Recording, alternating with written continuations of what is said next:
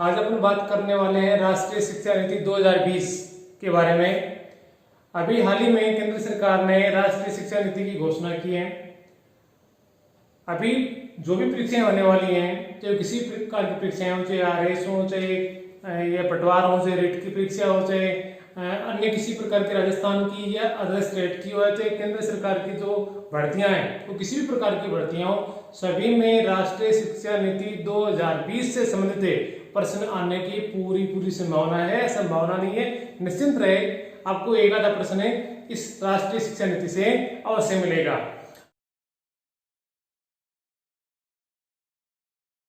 अब बात निकल कर आती है कि ये राष्ट्रीय शिक्षा नीति है क्या। ये जो राष्ट्रीय शिक्षा नीति अभी ये तीसरी राष्ट्रीय शिक्षा नीति 2020 है। इससे पहले दो राष्ट्रीय शिक्षा नीतियां और भी जारी हो चुकी है, अपन उनके बारे में चर्चा करेंगे।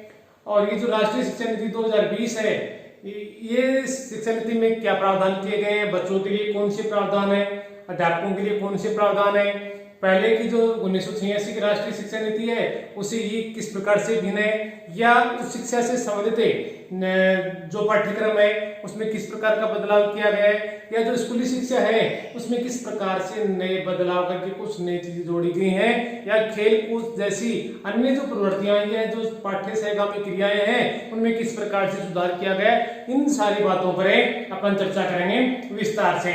सबसे पहले तो अपन देखते हैं कि शुरुआत से देखते हैं कि राष्ट्रीय शिक्षा नीति 2020 क्या है। देखिएगा, जैसे कि आप लोगों ने समाचार पत्रों में या न्यूज चैनल पर देखा भी होगा इस राष्ट्रीय शिक्षा नीति के बारे में। जैसे कि हाल ही में केंद्र सरकार ने राष्ट्रीय शिक्षा नीति 2020 को मंजूरी दे दी। केंद्र सरकार के द्वारा, नरेंद्र मोदी के द्वारा इसको जारी कर दिया गया। नई शिक्षा नीति जो कि 34 वर्ष पुरानी जो राष्ट्रीय शिक्षा नीति कौन सी अभी चर्चा की थी, 1986 की। उस समय प्रधानमंत्री राजीव गांधी थे और राजीव गांधी के समय राष्ट्रीय शिक्षा नीति 1986 जारी की गई थी। 1986 जो राष्ट्रीय शिक्षा नीति थी 1986 की, इसे केंद्र सरकार उसमें प्रधानमंत्री राजीव गांधी थे और उन्होंने इस नीति को जारी किया था। तो इसमें आप प्रश्न यह आ जाता है कि 2020 की जो नीति जो जारी की गई है ये कितनी पुरानी है, जो आप बता सकते हैं 34 वर्ष पुरानी है। ठीक है ना, तो सीधा से हिसाब है 2020 चल रहा है और 1986 में इससे पहले जारी की गई थी, अभी 2020 में 34 साल पुरानी हो गई। ठीक है ना, तो आप इसको इस प्रकार से बता सकते हो कि जो राष्ट्रीय शिक्षा नीति 2020 है उसने 1986 की जो राष्ट्रीय शिक्षा नीति है उसका स्थान लिया है। ठीक है, इससे पूर्व दो और भी शिक्षा नीति हैं वो जारी हो चुकी हैं। इससे पहले 2020 से आप इस प्रकार से बता सकते हो कि पहली जो राष्ट्रीय शिक्षा नीति है वो कब जारी की गई थी, पहली 1968 में, दूसरी 1986 में और तीसरी 2020 में। ठीक है, इस प्रकार से ये जो शिक्षा नीतियां हैं 1968, 1986 और 2020, तो ये पहली, दूसरी और तीसरी कौन सी है 2020 की है, दूसरी कौन सी है 1986 की है और पहली कौन सी है 1968 की है। इन चीजों को आप ध्यान में रखेंगे, इससे संबंधित जो प्रश्न है वो परीक्षा में आपसे पूछे जा सकते हैं। ठीक है, पहली 1968, दूसरी 1986 और तीसरी 2020। जून 2017 याद रखिएगा, जून 2017 में क्या होता है कि मानव संसाधन विकास मंत्रालय, जिसे कि अपन MHRD के नाम से भी जानते हैं, कि मानव संसाधन विकास मंत्रालय द्वारा नई राष्ट्रीय शिक्षा नीति का प्रारूप तैयार करने के लिए एक समिति का गठन किया गया जून 2017 में।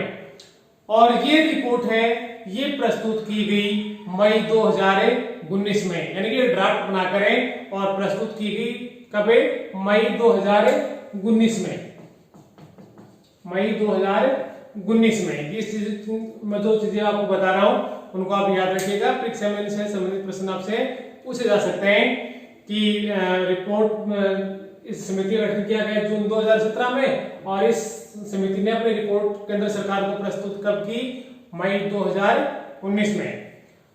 मानव संसाधन विकास मंत्रालय जिसने की समिति का गठन किया था, उसमें मानव संसाधन विकास मंत्री कौन थे, प्रश्न पूछा जा सकता है।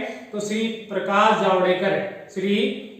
जावड़ेकर है, उसमें मानव संसाधन विकास मंत्री थे और आज भी हैं। नई शिक्षा नीति में जो समिति बनाई गई, उस समिति में कितने अध्यक्ष थे, कितने सदस्य थे, इस प्रकार के प्रश्न भी आपसे पूछा जा सकता है। तो आप बताएंगे इसमें एक अध्यक्ष और 10 सदस्य, एक अध्यक्ष और 10 सदस्य की नियुक्ति की गई, जिसमें एक जो अध्यक्ष बनाया गया वो किसे बनाया गया, इसका नाम आपको वो कुछ याद रहता है या नहीं रहता मुझे नहीं पता, लेकिन इसका नाम आपको 100% याद रखना है। डॉक्टर के कस्तूरी रंगन, डॉक्टर के कस्तूरी रंगन, ठीक है ना।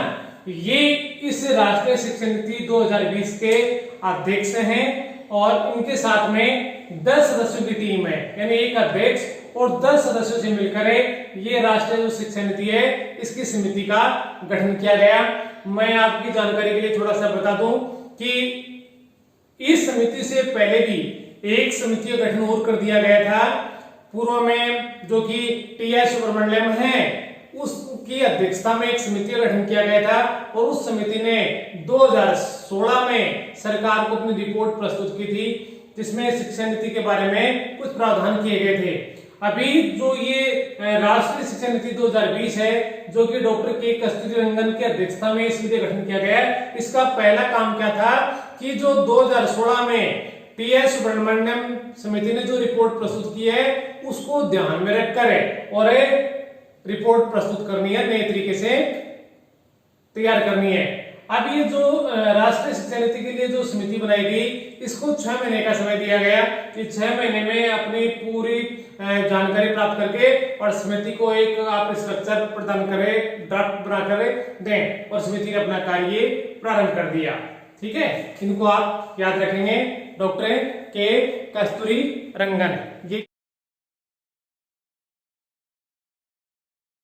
आगे अपन चलते हैं कि एक नाम आप जरूर याद रखेंगे, मानव संसाधन विकास मंत्रालय, जो कि MHRD के नाम से जाना जाता है। अब इसे MHRD के नाम से नहीं जाना जाएगा, अब इसका नाम बदलकर क्या कर दिया है, शिक्षा मंत्रालय। अब इसको शिक्षा मंत्रालय के नाम से जाना जाएगा, ठीक है ना। इसको भी आप याद रखेंगे, शिक्षा मंत्रालय मानव संसाधन विकास मंत्रालय के नाम के स्थान पर है, तब इसे शिक्षा मंत्रालय नाम दिया गया है। ठीक है, कॉमन चीज है, याद रखने के लिए परीक्षा की दृष्टि से भी महत्वपूर्ण है। अब अपन बात करते हैं कि जो नई शिक्षा नीति है उसमें किस प्रकार के प्रावधान किए गए। अपन शायद सभी विषयों पर, सभी क्षेत्रों में इस पर देखेंगे। देखिए, नई शिक्षा नीति में केंद्र सरकार है और वह राज्य सरकारों के सहयोग से शिक्षा के क्षेत्र में देश की जीडीपी के 6% के बराबर निवेश का लक्ष्य रखा गया है, यानी कि पूरे देश में, पूरे देश की जितनी भी जीडीपी है उस जीडीपी का 6% शिक्षा के क्षेत्र पर खर्च किया जाएगा। पूरे देश की जितनी भी जीडीपी है उसका 6% शिक्षा पर खर्च किया जाएगा, जो पहले जो इस समय 1% से भी कम है। ठीक है ना, 6% का लक्ष्य रखा गया है। जो भारत की जीडीपी है एक वर्ष की, उसका 6% शिक्षा पर खर्च किया जाएगा। ये एक महत्वपूर्ण चीज है, आप इसे याद रखेंगे। 6% शिक्षा के क्षेत्र पर खर्च करने का लक्ष्य रखा गया, भारत की जीडीपी का 6%। नई शिक्षा नीति में 10+2 जो इस समय है 10वीं के बाद में 2 साल 11वीं और 12वीं 10+2 के नाम से अपन जानते भी इसको, कि नई शिक्षा नीति में 10+2 के शैक्षिक मॉडल के स्थान पर शैक्षिक पाठ्यक्रम को 5 इस प्रकार से आप रखेंगे, 5+3+3+4। ठीक है, ये जो मॉडल है अब ये काम करना शुरू करेगा नई शिक्षा नीति के अंतर्गत है, जिसमें क्या है कि नई शिक्षा नीति में 10+2 के स्थान पर शैक्षिक पाठ्यक्रम को 5+3+3+4 की व्यवस्था के आधार पर करने की बात इसमें कही गई है। अब अपन इसको देखेंगे कि आखिर 5+3+3+4 क्या चीज है। देखिए, 3 वर्ष की आयु के बच्चों 3 वर्ष से 8 वर्ष की आयु के बच्चों के लिए शैक्षिक पाठ्यक्रम को 2 भागों में विभाजित किया गया। ये बात कर रहा है कौन से की? इसकी 5 3 साल से लेकर 8वीं क्लास तक के जो बच्चे हैं 3 वर्ष से लेकर 8 वर्ष तक की आयु के जो बच्चे हैं उनके लिए क्या व्यवस्था कर रहा है? तो इसके लिए उसने क्या किया, 3 वर्ष से 8 वर्ष की आयु के बच्चों के लिए शैक्षिक पाठ्यक्रम को 2 भागों में विभाजित किया गया। ये 2 भाग कौन से हैं? देखिए, पहला भाग तो ये है कि 3 वर्ष से लेकर 8 वर्ष की आयु के बच्चों के लिए आंगनबाड़ी, बाल वाटिका, प्री स्कूल के माध्यम से निःशुल्क, सुरक्षित और गुणवत्तापूर्ण प्रारंभिक बाल्यावस्था जो कि उनकी देखभाल और शिक्षा ECCE, इसको नाम याद रखिएगा, ECCE इसका पूरा नाम क्या है? Early childhood care and education है, ठीक है ना, की उपलब्धता सुनिश्चित करना। ये इसका पहला विभाजन इस प्रकार से किया गया। और दूसरे में क्या बताया गया? 6 से 8 वर्ष तक की आयु के बच्चों को प्राथमिक विद्यालय में कक्षा 1 और 2 की शिक्षा प्रदान की जाएगी, ठीक है ना। ये इस प्रकार की इसमें प्रावधान किया गया। इनके अलावा भी प्रारंभिक शिक्षा बेसिक जो एजुकेशन है, प्री प्राइमरी उनकी बात कर रहा है, जैसे कि अपने एलिमेंट्री एजुकेशन की बात करता है, तो प्रारंभिक शिक्षा को बहुस्तरीय खेल और गतिविधि आधारित बनाने को प्राथमिकता दी जाएगी। इनके अलावा ECCE, जैसे कि मैंने इसका फुल फॉर्म बताया, आपको क्या बताया? Early childhood care and education से जुड़ी योजनाओं का निर्माण और क्रियान्वयन किस प्रकार से किया जाएगा? केंद्रीय मानव संसाधन विकास मंत्रालय, महिला एवं बाल विकास मंत्रालय, स्वास्थ्य और परिवार कल्याण मंत्रालय और जनजातीय कार्य मंत्रालय के साझा सहयोग से किया जाएगा। ये चारों विभाग मिलकर ये जो योजनाएं है राष्ट्रीय शिक्षा नीति की, उसका जो कार्य है उसको क्रिया रूप प्रदान करेंगे। इनके अलावा तकनीकी शिक्षा, भाषाई बाध्यताओं को दूर करने, दिव्यांग छात्रों के लिए शिक्षा को सुगम बनाने आदि के लिए तकनीकी के प्रयोग को बढ़ावा देने पर भी इसमें बल दिया गया है। किसमें? राष्ट्रीय शिक्षा नीति 2020 में। इनके भी अलावा भी अपन बात करें तो इस शिक्षा नीति में छात्रों में रचनात्मक सोच, क्रिएटिविटी माइंड, तार्किक निर्णय और नवाचार की भावना को प्रोत्साहित करने पर भी बल दिया गया है। यानी कि इस जो राष्ट्रीय शिक्षा नीति है, जो पहले की परंपराओं पर आधारित एक प्रकार से कह सकते हैं कि एजुकेशन थी, उसमें कुछ टेक्निक लाने का प्रयास किया गया है, जिससे कि जो वैश्विक एजुकेशन है, दूसरे देशों में जिस प्रकार की एजुकेशन मिल रही है, उस एजुकेशन को भारत की जो एजुकेशन है उसे जोड़ा जा सके। अब अपन बात करते हैं कि ये जो राष्ट्रीय शिक्षा नीति है, इस राष्ट्रीय शिक्षा नीति जो 2020 है, इसका उद्देश्य क्या है? किस उद्देश्य को लेकर ये राष्ट्रीय शिक्षा नीति है ये बनाई गई है? तो देखिए, हमारी जैसे गांधी जी की भी ये सोच हुआ करती थी कि अंतिम व्यक्ति तक लाभ पहुंचना चाहिए, अंतिम व्यक्ति तक एजुकेशन पहुंचनी चाहिए। तो उसी को ध्यान में रखकर शिक्षा की पहुंच, समानता, गुणवत्ता, वहनीय शिक्षा और उत्तरदायित्व जैसे मुद्दों पर विशेष ध्यान देना इस राष्ट्रीय शिक्षा नीति 2020 का मुख्य उद्देश्य है। आप इस प्रकार से कह सकते हो कि मानव व्यक्तित्व का सर्वांगीण विकास करने के लिए इस राष्ट्रीय शिक्षा नीति 2020 का गठन किया गया है या राष्ट्रीय शिक्षा नीति बनाई गई है। ठीक है, मानव व्यक्तित्व का संपूर्ण या सर्वांगीण विकास करना ही इस राष्ट्रीय शिक्षा नीति का मुख्य उद्देश्य है। अभी मैंने बताया कि अभी ये MHRD मानव संसाधन विकास मंत्रालय का नाम में परिवर्तन किया गया। उसके क्यों किया गया वो भी आप देखें तो मानव संसाधन विकास मंत्रालय का नाम बदलकर क्या कर दिया गया? शिक्षा मंत्रालय कर दिया। क्यों किया? तो इसके पीछे उद्देश्य क्या है? उद्देश्य है शिक्षा और सीखने पर पुनः अधिक ध्यान आकर्षित करना। क्योंकि एजुकेशन का मतलब ये नहीं होता है कि आप एक फॉर्मेलिटी एजुकेशन ले ली, फॉर्मल एजुकेशन ले लिया, फॉर्मल एजुकेशन के बाद में आपने उस एजुकेशन को कहां तक सीखा, अपने भावी जीवन में उसका प्रयोग किया, तो इस पर अधिक ध्यान आकर्षित करने के लिए और इस शिक्षा मंत्रालय का जो है वो गठन किया गया है। आपसे परीक्षा में प्रश्न इस प्रकार से आ सकता है कि MHRD के नाम में परिवर्तन किया गया, शिक्षा मंत्रालय किया गया, इसका उद्देश्य क्या है? तो आप क्या बताएंगे? शिक्षा और सीखने का पुनः अधिक ध्यान आकर्षित करने के लिए इस मानव संसाधन विकास मंत्रालय का नाम बदलकर शिक्षा मंत्रालय किया गया। ठीक है। राष्ट्रीय शिक्षा नीति में मानव संसाधन विकास मंत्रालय के द्वारा बुनियादी साक्षरता, जो कि एक आवश्यकता है, छोटा बच्चा होता है घर पर ही अपने एजुकेशन शुरू कर देता है, उसके पेरेंट्स हैं, उसका परिवार है, उसको एक बेसिक एजुकेशन देना शुरू कर देता है, तो उसी को ध्यान में रखकर बुनियादी साक्षरता और संख्यात्मक ज्ञान पर एक राष्ट्रीय मिशन की स्थापना की मांगे इसमें की गई है कि राष्ट्रीय शिक्षा नीति ने जो सिफारिशें की हैं उनमें सरकार से उन्होंने निवेदन किया है कि बच्चों को बुनियादी शिक्षा दी जाए, उन्हें अंकगणित का ज्ञान प्रदान किया जाए, इसके लिए एक राष्ट्रीय मिशन है प्रारंभ किया जाए, जैसे कि प्रौढ़ शिक्षा चलाया गया, अनौपचारिक शिक्षा चलाया गया, शत साक्षरता चलाया गया, इस प्रकार के मिशन है फिर से प्रारंभ किए जाएं। इनके अलावा राज्य सरकारों के द्वारा वर्ष 2025 तक प्राथमिक विद्यालयों में कक्षा 3 तक के सभी बच्चों में बुनियादी साक्षरता और संख्यात्मक ज्ञान प्राप्त करने हेतु इस मिशन के क्रियान्वयन की योजना तैयार की जाएगी। अभी जैसे कि अभी 2-4 दिनों में आप लोगों ने खूब सारा पढ़ रहा है कि इसमें जो अन्य भाषाएं हैं, जो कि आप बोल सकते हो कि मातृभाषा जैसी शिक्षा है, जिस राज्य की जिस प्रकार की भाषा, जिस क्षेत्र की जिस प्रकार की भाषा है, वो भाषाएं एक परीक्षा पेपर के रूप में छात्र उसको ले सकते हैं। तो उसी को ध्यान में रखकर इसमें कुछ अमेंडमेंट परिवर्तन किए गए हैं।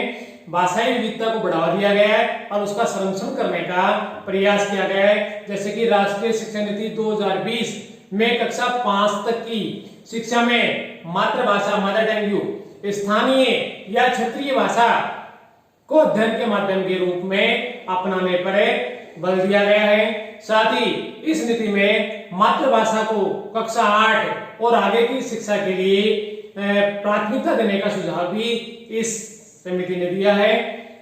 इनके अलावा जो स्कूली और उच्च शिक्षा के छात्रों के लिए संस्कृत और अन्य प्राचीन भारतीय भाषाओं का विकल्प उपलब्ध होगा, परंतु किसी भी छात्र पर भाषा के चुनाव की बाध्यता नहीं होगा।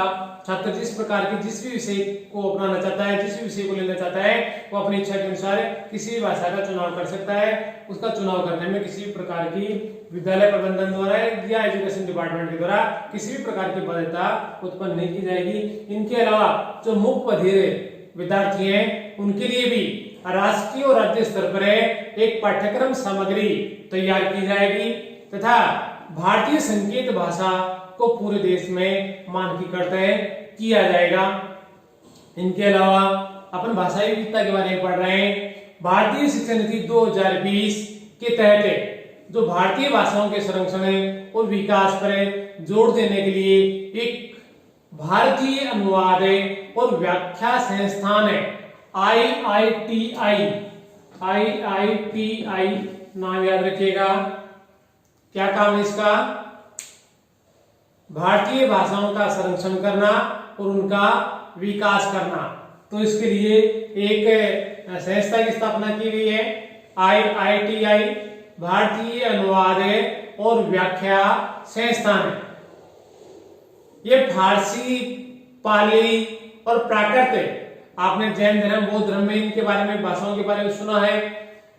फारसी, पाली और प्राकृत के लिए राष्ट्रीय संस्थान स्थापित करने के साथ उच्च शिक्षण संस्थाओं में भाषा विभाग को मजबूत बनाने और उच्च शिक्षण संस्थाओं में अध्यापन के माध्यम के रूप में मातृभाषा या स्थानीय भाषा को बढ़ावा देने का सुझाव है इस राष्ट्रीय शिक्षा नीति 2020 में दिया गया है। अब ये तो अपनी बात हो गई कि राष्ट्रीय शिक्षा नीति में मानव संसाधन विकास मंत्रालय क्या करेगा या भाषाई विविधता को बढ़ावा किस प्रकार से दिया जाएगा। अब जो मेन चीज निकल कर आती है वो है हमारा पाठ्यक्रम, और उस पाठ्यक्रम का मूल्यांकन किस प्रकार से किया जाएगा। तो इसके लिए इस राष्ट्रीय शिक्षा नीति 2020 है, इसने कुछ सुझाव दिए हैं। देखिए, किस प्रकार के सुझाव दिए देखिए। पहला सुझाव तो उन्होंने राष्ट्रीय शिक्षा नीति 2020 ने ये दिया कि एक ऐसे पाठ्यक्रम में और अध्यापन प्रणाली या विधि के विकास पर बल दिया जाए जिसके तहत पाठ्यक्रम के बोझ को कम करते हुए विद्यार्थियों में 21वीं सदी के कौशल के विकास, अनुभव आधारित शिक्षण और तार्किक चिंतन को प्रोत्साहित करने पर विशेष ध्यान दिया जाए। ठीक है ना, यानी कि 21वीं सदी का छात्र किस प्रकार का होगा उस पर ध्यान दिया गया है। दूसरी बात कहें तो इस नीति में प्रस्तावित सुधारों के अनुसार कला और विज्ञान, व्यवसाय तथा शैक्षणिक विषयों एवं पाठ्यक्रम व पाठ्येतर गतिविधियों के मध्य कम से कम अंतर रखा जाए। इनके अलावा भी अपन बात करें तो कक्षा 6 से ही शैक्षिक पाठ्यक्रम में व्यावसायिक शिक्षा को शामिल कर दिया जाए और इसमें इंटर्नशिप की व्यवस्था भी की जाए। यानी कि ये एक प्रकार की रोजगार परक शिक्षा प्रदान करना चाहता है कि एक निश्चित शिक्षा प्राप्त करने के बाद जो विद्यार्थी है उसको बेरोजगारी का सामना नहीं करना पड़े। तो ये एक व्यवसायिक शिक्षा चलाना चाहता है और साथ साथ में उसका प्रैक्टिकल भी किया जाए, उनको एक इंटर्नशिप के लिए भेजा जाए जिस प्रकार का भी वो शिक्षा प्राप्त कर रहा है उससे संबंधित उनको एक प्रकार का वास्तविक ज्ञान कराया जाए। इनके अलावा जो राष्ट्रीय शैक्षिक अनुसंधान है और प्रशिक्षण परिषद है जैसे कि एनसीईआरटी द्वारा स्कूली शिक्षा के लिए एक राष्ट्रीय पाठ्यक्रम रूपरेखा NCFSE 2020-21 भी तैयार की जाएगी। कौन तैयार करेगा? एनसीईआरटी तैयार करेगा। क्या तैयार करेगा? राष्ट्रीय पाठ्यक्रम रूपरेखा NSFSE 2020-21 रूपरेखा तैयार करेगा। इनके अलावा राष्ट्रीय शिक्षा नीति 2020 में विद्यार्थियों को सीखने की प्रगति को बेहतर जानकारी हेतु नियमित और रचनात्मक आकलन प्रभाव प्रणाली को अपनाने का भी इस नीति में सुझाव दिया गया है। विद्यार्थी कक्षा 3, 5 और 8 के स्तर पर स्कूली परीक्षा में भाग लेंगे जिन्हें उपयुक्त एजेंसी के द्वारा संचालित किया जाएगा। यानी उनके परीक्षा की बात कर रहा है कि तीसरी, 5वीं और 8वीं परीक्षा का आयोजन भी किया जाएगा। छात्रों के समग्र विकास के लक्ष्य को ध्यान में रखते हुए कक्षा 10 और 12 की परीक्षाओं में बदलाव किए जाएंगे। यानी परीक्षाएं 10वीं और 12वीं की भी होंगी लेकिन उनमें कुछ बदलाव किए जाएंगे। इसमें भविष्य में सेमेस्टर प्रणाली या बहुविकल्पीय प्रश्न आदि जैसे सुधारों को शामिल किया जा सकता है। अब अपने बहुत ही एक अच्छा सुझाव है, इसको आप देखेंगे भी कि छात्रों की प्रगति के मूल्यांकन के लिए मानक निर्धारक विषय विकल्प निकाय के रूप में एक परख है, नाम याद रखेंगे, परख है। क्या है ये?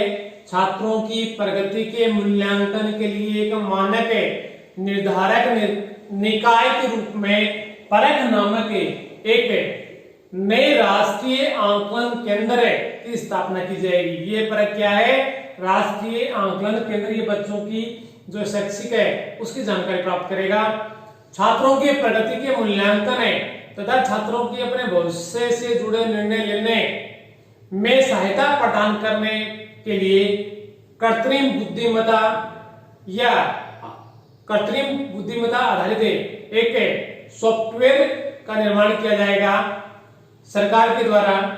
इसका भी सुझाव है समिति ने दिया है कि किस प्रकार छात्र भविष्य में क्या करना चाहता है, उसकी रुचि किस क्षेत्र में है, तो उसके लिए एक ऐसा सॉफ्टवेयर तैयार किया जाएगा जो कि छात्र की रुचि के अनुसार है। उसके बाद ये जो शिक्षा प्रणाली में भी कुछ सुधार किए गए हैं, वो सुधार किस प्रकार से किए गए हैं कि शिक्षकों की नियुक्ति में प्रभावी और पारदर्शी प्रक्रिया का पालन और समय समय पर लिए गए कार्य प्रदर्शन आंकलन के आधार पर पदोन्नति या प्रमोशन दिया जाए।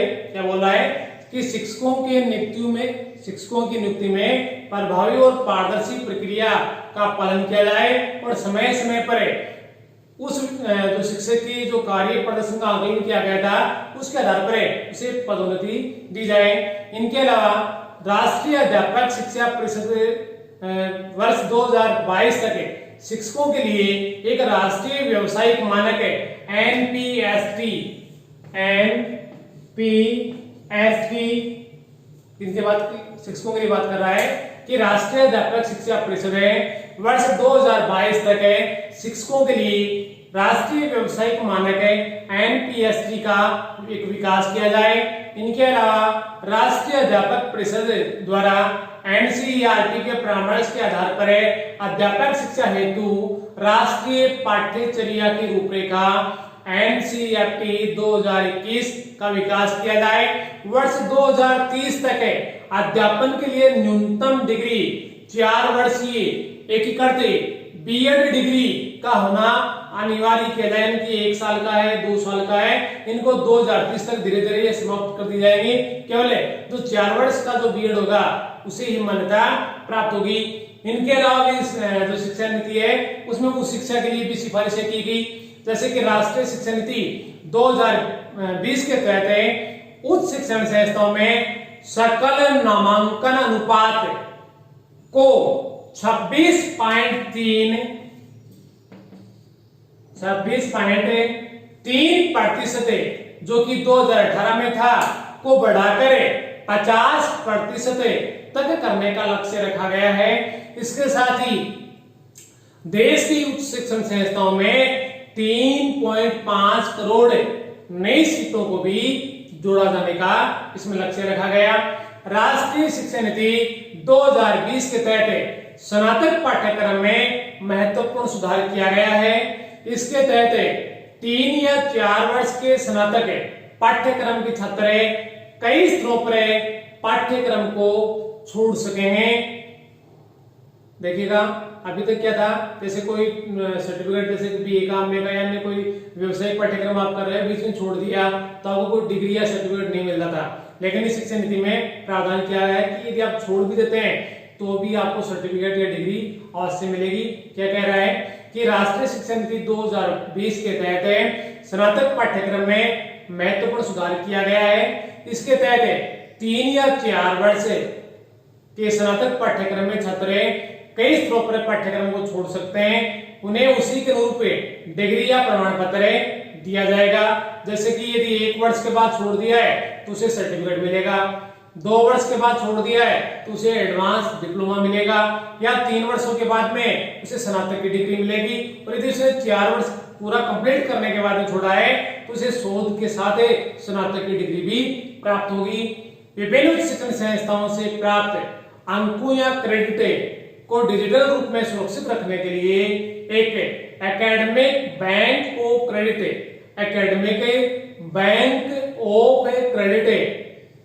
दिया जाएगा, जिसमें अलग अलग संस्थाओं में छात्रों को प्रदर्शन के आधार पर उन्हें डिग्री प्रदान की जाएगी।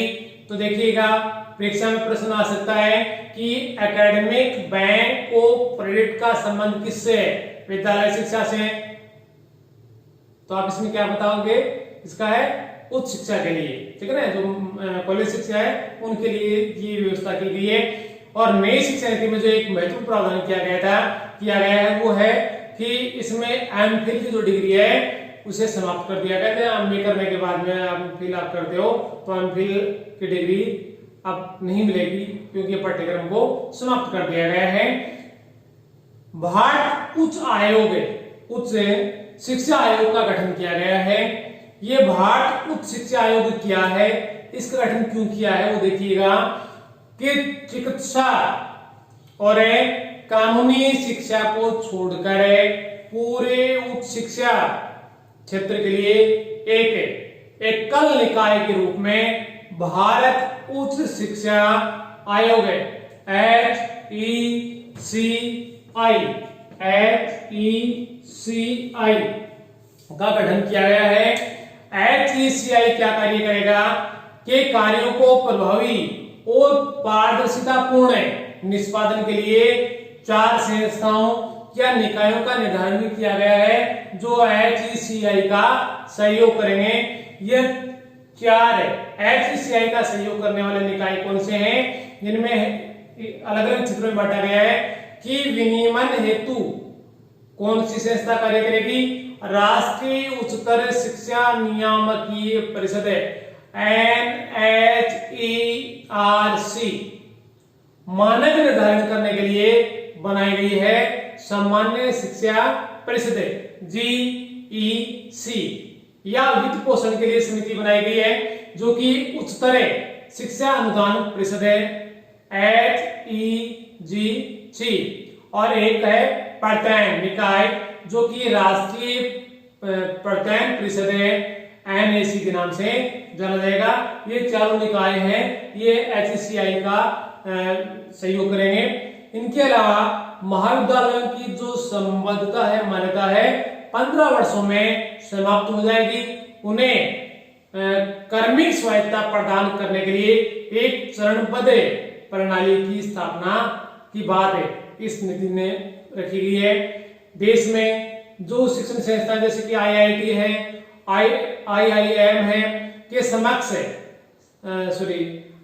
देश में IIT और IIM के समकक्ष है वैश्विक मानकों के बहुविषयक शिक्षा एवं अनुसंधान विश्वविद्यालय MERU की स्थापना की जाएगी। इनके अलावा भी शिक्षा के क्षेत्र में और भी कई प्रकार के सुधार किए गए हैं, जैसे कि शिक्षा मूल्यांकन, योजनाओं के निर्माण, प्रशासनिक क्षेत्र में तकनीकी के प्रयोग पर विचारों के स्वतंत्र आदान प्रदान हेतु राष्ट्रीय शैक्षिक प्रौद्योगिकी मंच NETF का गठन किया गया है या इसकी स्थापना की जाएगी। अभी जो रिपोर्ट है उसमें कुछ है, अपने संक्षिप्त में इसके बारे में देखा। एक वीडियो में और लेकर आऊंगा जिसमें जो केवल जो शिक्षक वर्ग है उनके लिए किस प्रकार की, जैसे उनके लिए साक्षात्कार की व्यवस्था की गई है, तो सारा जो भी है मैं उसमें आपको बताऊंगा। वैसे राष्ट्रीय शिक्षा नीति है, काफी व्यापक है, 611 पेज की रिपोर्ट है और इस रिपोर्ट के 4 भाग हैं। इसके 23 अध्याय हैं, 2 इसमें प्रशिष्ट हैं, तो ये काफी बड़ा है। इसको संक्षिप्त में केवल जो वीडियो है उसमें नहीं बताया जा सकता, लेकिन आपका जो इसको याद रखिएगा इसमें कितना व्यापक है। इसमें 611 पेज की व्यवस्था की गई है, 611 पेज की ये रिपोर्ट है जिसको 4 भागों में इसमें बांटा गया है। इसके अलावा इसमें 23 अध्याय हैं और इसमें 2 प्रशिष्ट है, ठीक है ना। इस प्रकार से ये रिपोर्ट है, आपको बताइए, इसको देखें। परीक्षा के लिए हम निष्पत्ति कर रहे हैं, परीक्षा में इसमें से एक प्रश्न निश्चित रूप से आपको देखने को मिलेगा। हो सकता है इसमें प्रश्नों की संख्या ज्यादा भी आ जाए। रेट वगैरह की जो परीक्षाएं हैं उनमें ये प्रश्न है आने की पूरी संभावना है, 100% 101% है, इसमें से प्रश्न है आपको अवश्य मिलेगा।